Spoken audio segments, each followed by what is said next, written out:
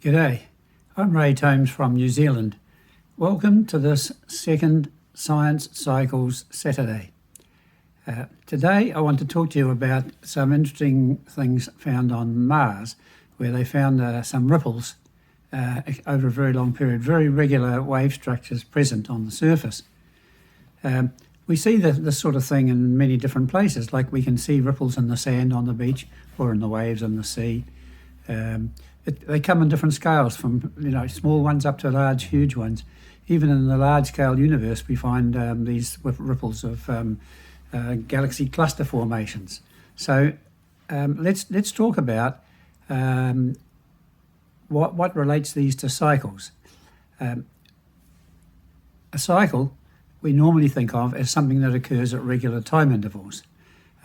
If it's fast enough, we may give it a frequency rather than a period, but one or the other of those. But also, when we see regular things in space, it is closely related to that, and we can look at the wavelength, the spacing between the different intervals. How are these two related? Well, if we have something like, say, a guitar string and we pluck it, we can get harmonics as well as the original.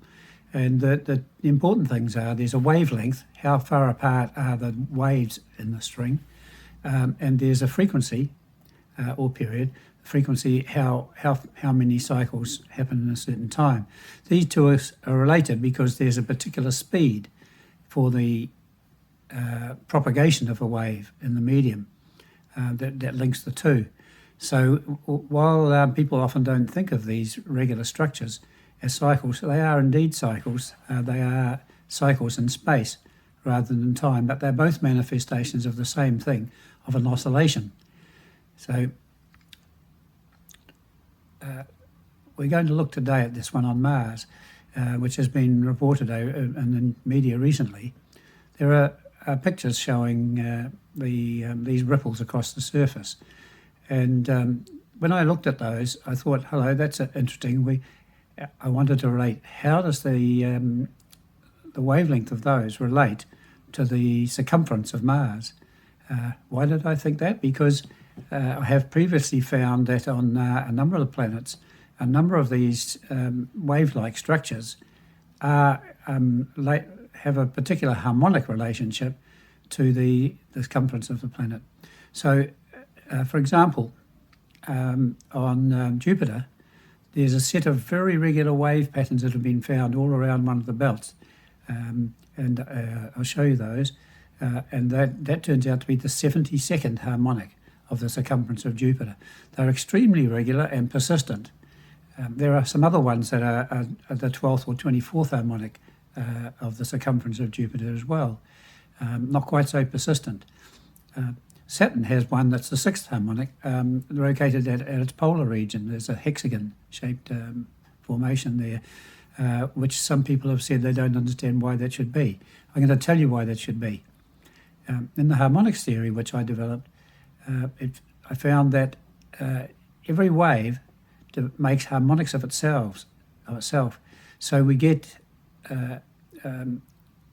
certain harmonics which are produced in many different ways. And I'll refer you to the Harmonics Theory to look that up for yourself and see more.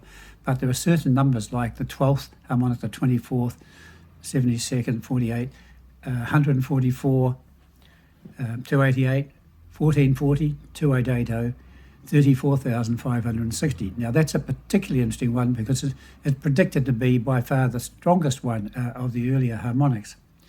And in fact, we discover that in the structure of the large-scale universe, if we go at repeated intervals near that number, it's not always the same. When we go further up the harmonics, the number varies slightly, the relationship varies slightly, but typically the order of magnitude is this 1 to 34,560.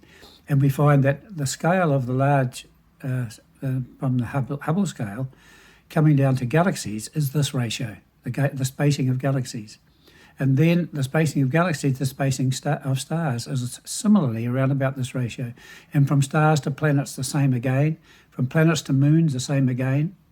The next two intervals, there's no obvious things. We don't see something happening there. But the one after that gives us the typical spacing of cells in organisms. And the next one gives us the spacing of atoms. And the one after that, the spacing of the particles in the nucleus, the protons and neutrons.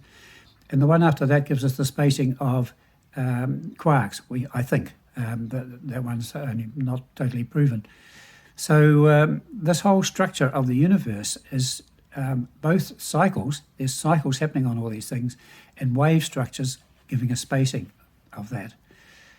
So the 345601 I have found on the Earth as being regular formations of clouds. And here's a picture of showing that, taken from satellite while passing over my home country of New Zealand. You can see these bursts of clouds at this regular interval. I quite often see structures in the clouds in the sky which are regular, but it's very hard to know because you don't know how high they are. It's hard to know what is the spacing. But when it's taken from a spaceship, you can see it against the ground and you can work out what is the wavelength of them. So this latest one on Mars, we've got these waves. The question is, how does that relate to the circumference of Mars? And the answer is it's the same harmonic again, the 345601, expected to be the strongest harmonic in any closed system, or more or less closed system. So here they are, and the region is given in the enclosed photograph as being 19 miles across. And each of these waves is about 1/50th of that size, which means it's 0.38 miles across. And when we work that out compared to the circumference of Mars, it comes right on this where it was expected to be from the 34560 harmonic. So it's something that's harmonics theory. A lot of people have looked at it and found it interesting. It's not widely accepted yet in the realms of physics and cosmology, mostly because they haven't looked at it. When they hear someone talking about harmonics, they think, oh, it's a new age fellow talking about crystals or something. No, it's not. It's pure physics. It's the pure physics of waves and how any wave structure, because the universe is nonlinear, will develop harmonics of itself, and certain ones will be very strong, the pattern of which I have calculated and shown before. In this case, with Mars, we find new information coming up that's fitting exactly what the theory says should happen at the scale of a planet. And we can look for this on other planets as well. Whenever there's regular features, we can test to see are these harmonics of the circumference of that planet.